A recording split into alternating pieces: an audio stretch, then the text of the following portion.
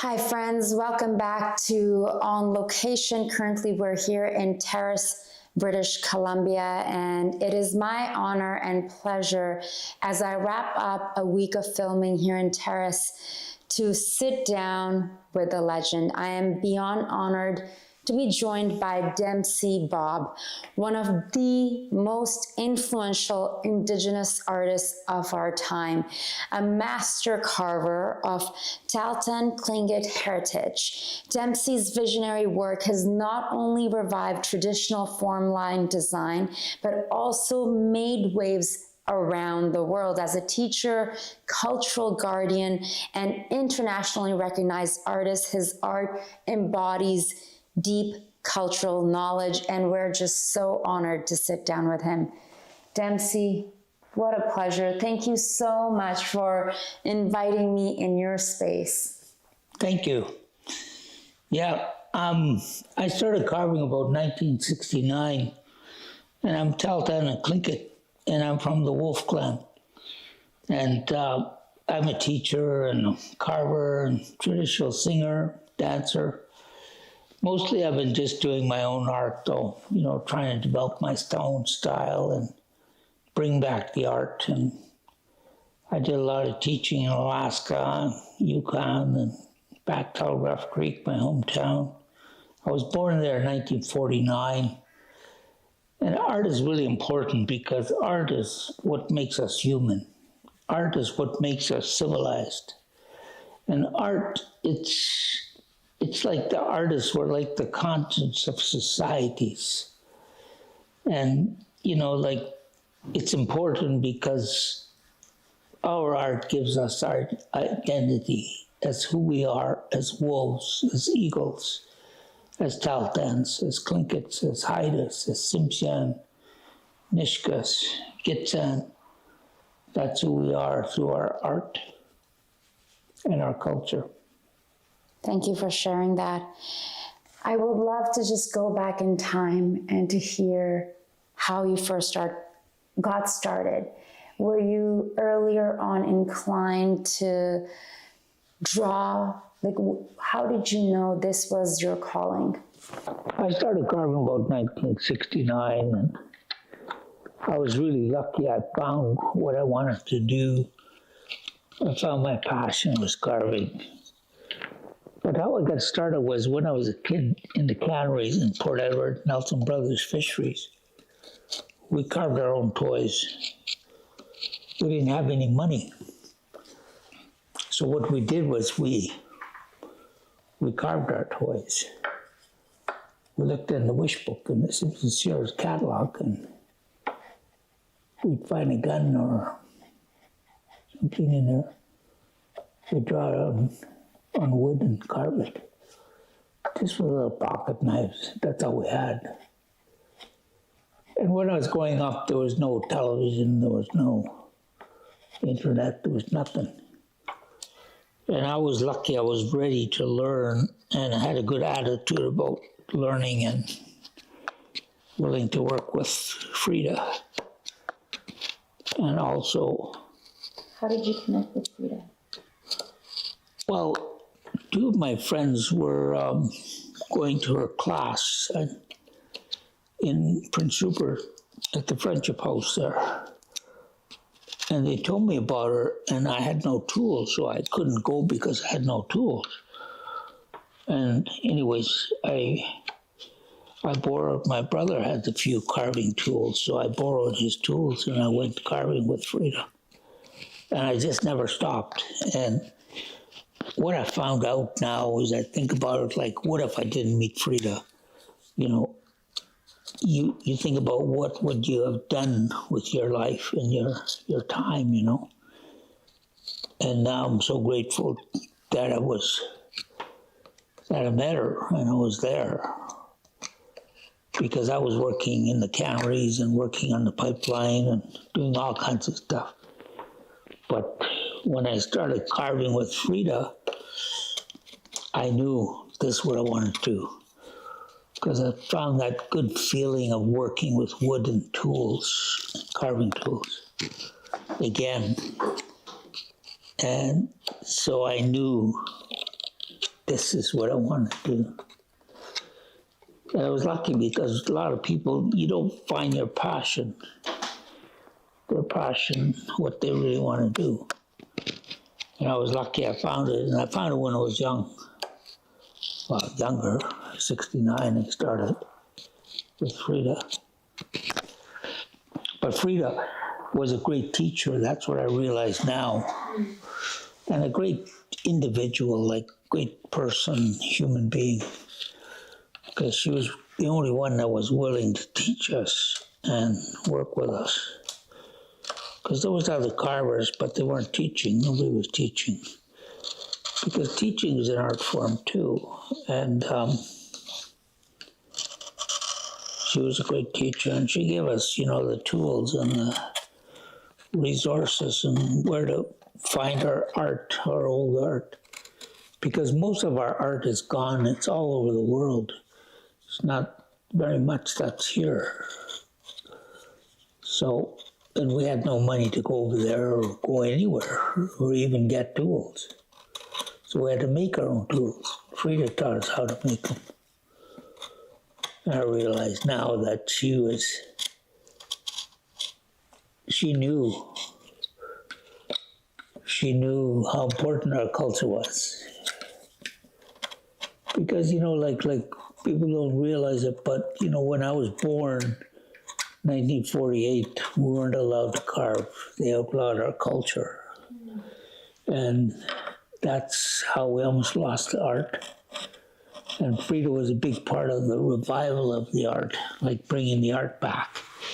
And I am too, and because we did a lot of teaching. And it was the teachers that brought it back. Teachers like Frida. You were entrenched and surrounded by all of this. And I'm sure when you're working, when you're carving and, whether it's singing and whatnot, you're channeling those stories, that energy of the spirits of your ancestors. Walk me through, the first time you perhaps started carving. What was that experience like for you, and how you perhaps felt it in your body? Like you touched on it a bit earlier. You knew with Frida that this is something you wanted to do. What was that knowing like? And I'm sure back in the day when someone perhaps could not imagine being a carver and making a living doing this. Well, when I started, I didn't say I was going to be an artist or a carver, but, I just loved doing it, and working at it, and then, like I said, I had that good feeling. And I never thought about it as trying to be a great artist or anything, because, that's so intimidating. Plus, you have to do your best. Because, like when I started, I had a bit of talent, but I wasn't the best painter, and I wasn't the best drawer, and I wasn't the best carver. But I had the most passion to do it and do it well. And I got that from my family, from my dad, from my mom, from my grandparents.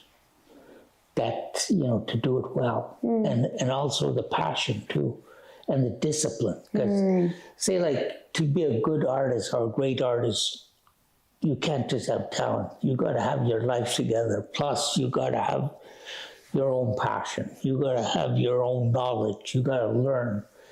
Because what I found out, it's continuous learning. I'm still learning. Because, if you're honest, the more you learn, the more you find out you don't know. Art is endless. It just gets bigger, further, and higher, further. That's what happens. And I was lucky that I was there and I was ready, and I met the right people at the right time, so it was critical, yeah. You were meant to be the Dempsey Bob. You began carving at a time when Indigenous art wasn't widely recognized or respected. What gave you the strength to keep going? Were there moments early on when you felt discouraged perhaps, or moments that confirmed that you were on the right path? Well, like I wanted to quit a lot of times, because I couldn't get anywhere because, when I started, there was no market. There was no market for our art, and we had to build the market. And now it's a big market, but we had to build it. But what we did, like what I did, I realized, like I just wanted to survive as an artist, and it took a lot of courage and a lot of hard work and a lot of struggle to get any recognition. But what I did was I decided I have to be successful because otherwise you can't do it. You can't survive. You can't afford a car because, if you got a family, you got to feed those kids. You know what I mean? So you got to do it, and that's what I did. But I was a hard worker. My father was a hard worker. My mother was a hard worker. My grandfather. We all worked. Those days when you don't work, you don't eat. So that's... You had the work ethic. The work ethic, yeah. Yeah, and it also and sounds... the discipline too. You know what I mean, to do it, yeah. You've been a key figure in the resurgence of Northwest Coast art. What did that revival look like and feel like when you were first starting out, and what did you feel was at stake, and how have you seen it grow? Well, we people didn't realize this, but we weren't in galleries. We weren't allowed. We weren't in museums. We weren't in anywhere. We were only in Total Gift Shop in Prince Rupert. But with my career, my pieces have gone from Total Gift Shop to the National Gallery of Canada. So that's a long ways from here. You know what I mean? From that time, right? And like our Northwest Coast art is different because our art comes from this land, from this mountain, from that river, from the ocean in the north, from our forests. Didn't come from Europe. So they don't know where to put us. And it's great art. It's great art, great sculpture. But it's not from European art history and theory, so they don't know where to put us. You know what I mean? But you look at what modern art did too.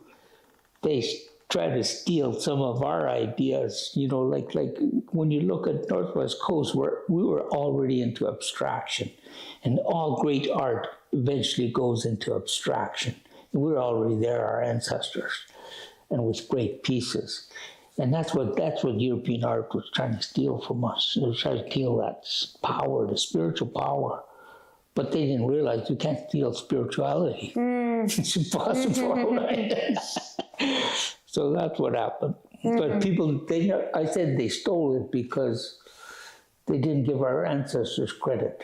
You know what I mean? For the art, for the great art. It wasn't just our art, it was African art too. They took from them and Polynesian art, Yeah. To outsiders, form line might seem just like a style, but for you it's a sacred language. Can you share more about that? Yeah, our form line, it's really unique to this area. And it's very, very old. It's very sophisticated too. Once you really understand it, you have to be able to draw that and see it. Because if you understand form line, you could carve anything. Because the form line and the drawings is the basis of art. Because what it does, it teaches you proportion, teaches you design, teaches you space, teaches you negative and positive space. Say a silver bracelet. If you understand our design, we are just carving the negative space to create the positive design. That's how sophisticated our art was. And then you could just carve it without paint. But there's another style that's painted and carved. And then there's a completely different painted style that's fully developed. So it's very, very sophisticated how they did it, you know, how it was formed. And you have to understand that. And that's what Frida taught us, you know. And that's what she made stress that we, you know, like when I started, I didn't want to draw. I just wanted to carve because I love carving. I just wanted to carve. But Frida was very tricky. She sends me to Alaska to teach our people up there, the Tlingit. She said, they're way behind us. You got to go up there and help your people. So I went up there and I was teaching. And I was teaching these little kids. And after I drew about 10,000 ovoids and U shapes and S shapes, and then I figured it out. That's why she sent me. But I learned to draw. You know, you got to get your 10,000 hours. And she knew that, you know. She knew how to work with you. This little girl, you know, she could really draw fish. Because the kids, you know what Picasso meant when he said that you have to be able to draw like a child. A child has wonder and innocence and just that freedom, you know what I mean? Because later on it leaves you, or it leaves the children, right? That's what he meant. That's what artists have to keep, or try to keep that, yeah. But this little girl, she was only about 8 years old, and she could draw salmon, live ones, you know, and I learned how to draw salmon from that little girl. Because I learned from my students. That's how I did my homework. And see, what it is for an artist, okay, you gotta do your homework. What means you gotta learn how to draw, you gotta learn about art, you gotta learn your history, you gotta learn sharpening, you gotta learn design, you gotta learn drawing, you gotta learn painting, you gotta learn about the wood, you gotta know how to make the tools. It's endless. And anyways, that's what happens, like to most people, is you can't mature as a true artist if you didn't do your homework. You've said before that carving is really spiritual. Can you tell us a bit more about how it connects to ceremony, to ancestors, to land? Well, if you understand the art, like what my grandmother said, that who we are, it's in our bracelets. It's in our masks. It's in our blankets. And it's like, say, like, I'm a wolf.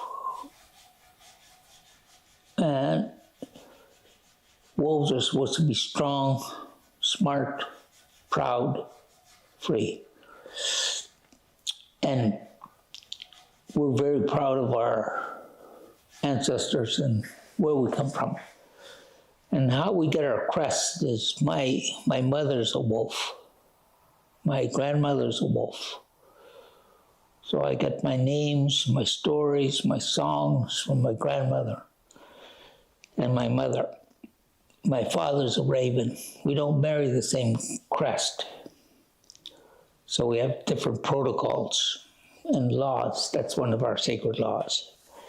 And people think we're just ravens and eagles. No, we had traditional territories. We come from a wolf territory with wolf stories, names, the mountains and lakes and rivers.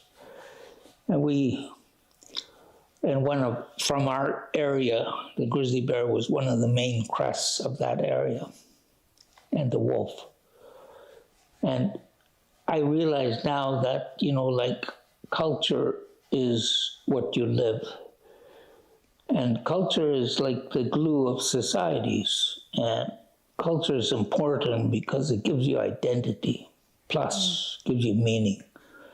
Plus, you know, like when I get up in the morning, I'm happy. I'm going to work. I'm doing something. And it's, you know, like if you understand our art in the land, it's spiritual.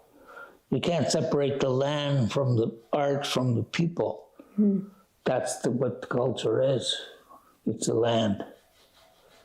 And you know, like what we say, we have a saying that if you forget your land, your spirit gets lost. And that's happened to a lot of people. And that's why we're still close to the land. And, you know, like our traditional way is we don't really talk about the spiritual, but it's there. And it's part of the art, you know. Like we don't teach it or anything, but if they want to learn, they got to find out themselves. That's what we believe. Tell me about Frida Deasing's school. Where it sounds like you're very fond of her. You learned a lot from her. She's inspired you and shaped your career as an artist. And now you're hoping to do the same with the school. What has that been like, knowing that you've impacted so many lives? Well, you know, I feel really good about that, you know, because we're seeing results now, you know, good results from the artists, from the students. And that's all that matters, you know what I mean? Because they'll teach their children, they'll teach other people, and the good art will continue. Because, you know, like you have to know the basics. You have to know our traditional form lines, proper way of doing it. And you have to give them a good foundation in art, in drawing, you know, and history too. You know, like say, like the best thing I ever done with my work was I stayed here because I'm still part of our culture and our people are here in the land, close to the land. I could go see the eagles, I could go fishing, I could go see the ravens, you know. Can't do that in a big city. Anyways, you know, like what's important is that we gave it back to our people. You know, I didn't keep it for myself. And that's important because those kids, they'll bring it, they'll take it further. Because all great art, it has to evolve, and all great artists are contemporary to their own time and place. Because wherever you live affects the way you think, the way you see, the way you are. Looking back, what would you say have been some of the proudest moments, and what continues to drive you forward as an artist even now?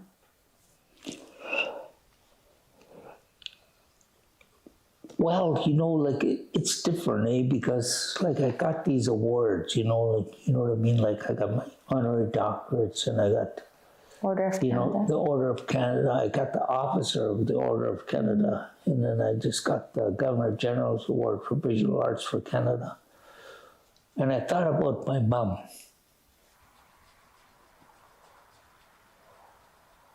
And my grandpa, Grandma Eva.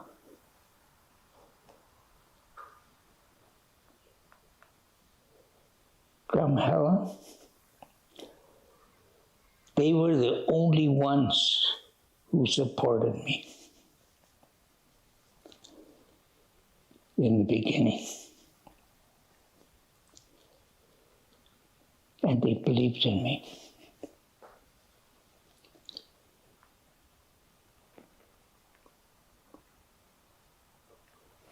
And Frida, I think of them. Because, you know, like when I was in Catholic school in Prince George, they gave me C- in art because I didn't draw like the teacher wanted me to draw. So she failed me. But you know what?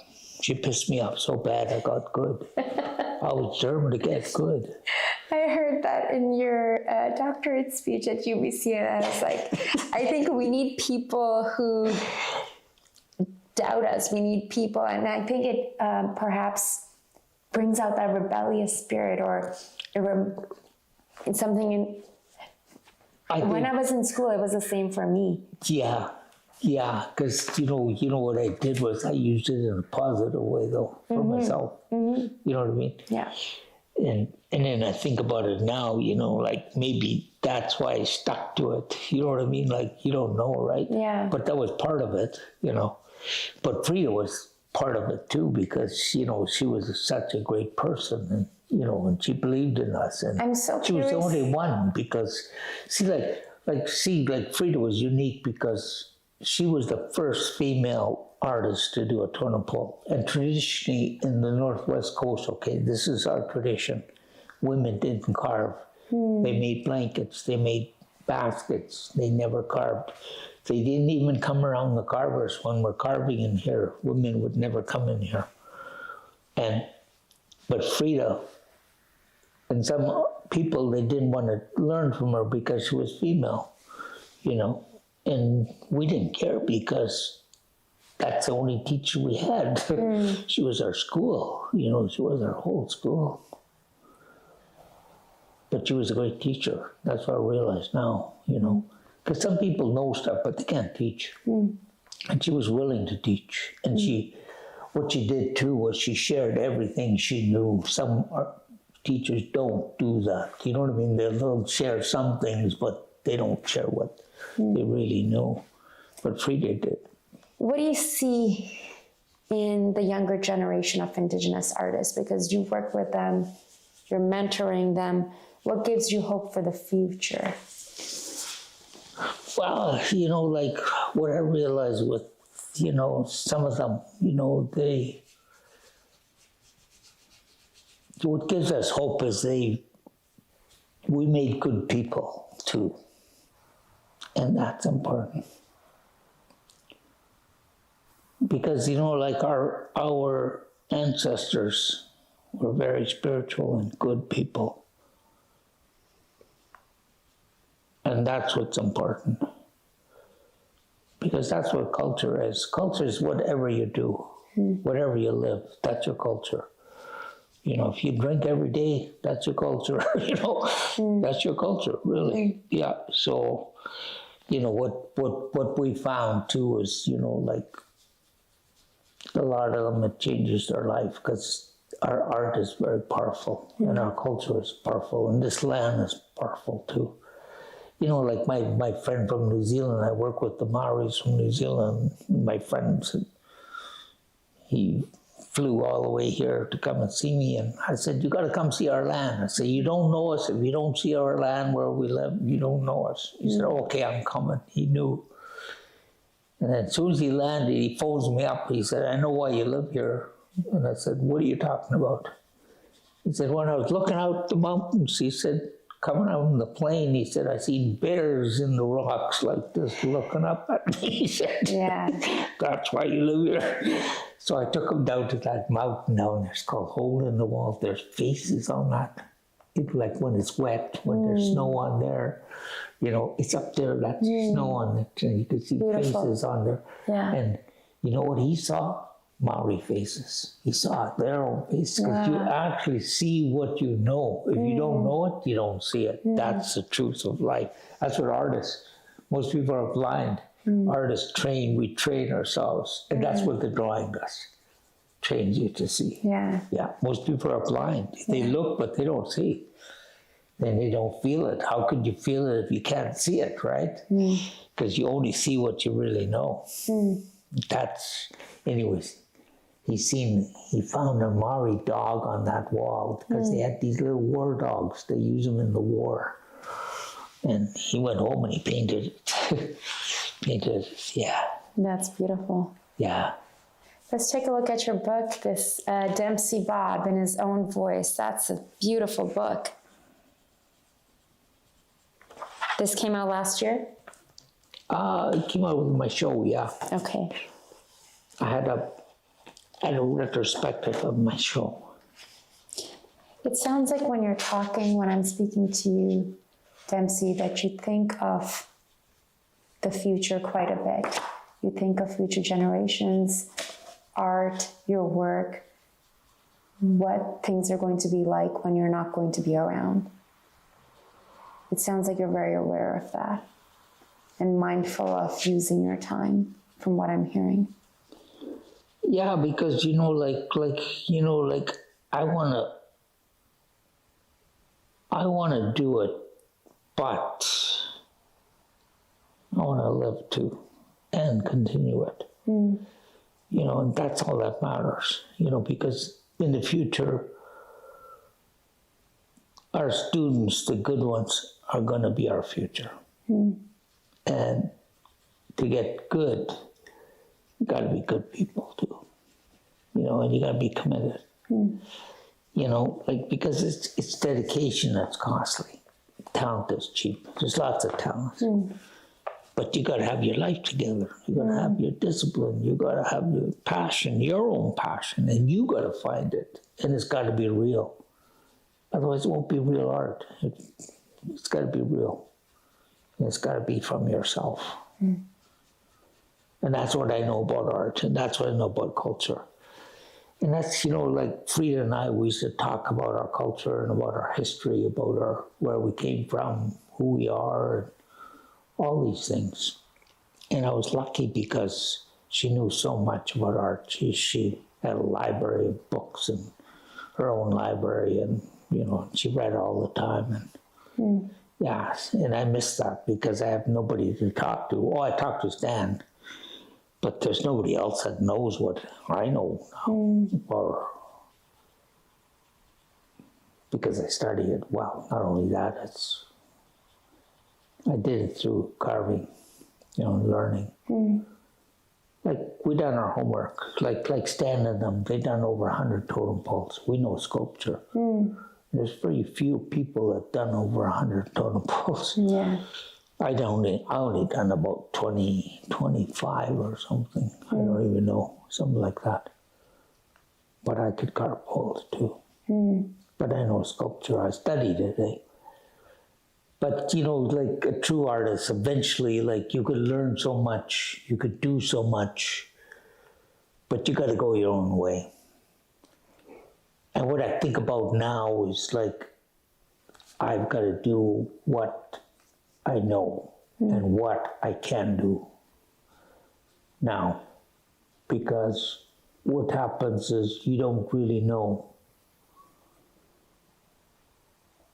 how long you got, right? You know what I mean? Yeah, so you got to do it. And that's what I've been doing it. Because, you know, like, to be a good, it takes a lot of courage, lots of struggle, lots of hard work. But it's a struggle that makes the art. It's the struggle. It's carving out the artist. We need that struggle, that pressure, like the diamond that brings out, I think, a lot of it's the hard times that make the, you know, the work when you have the book and all the awards and the recognition, but behind that are the stories.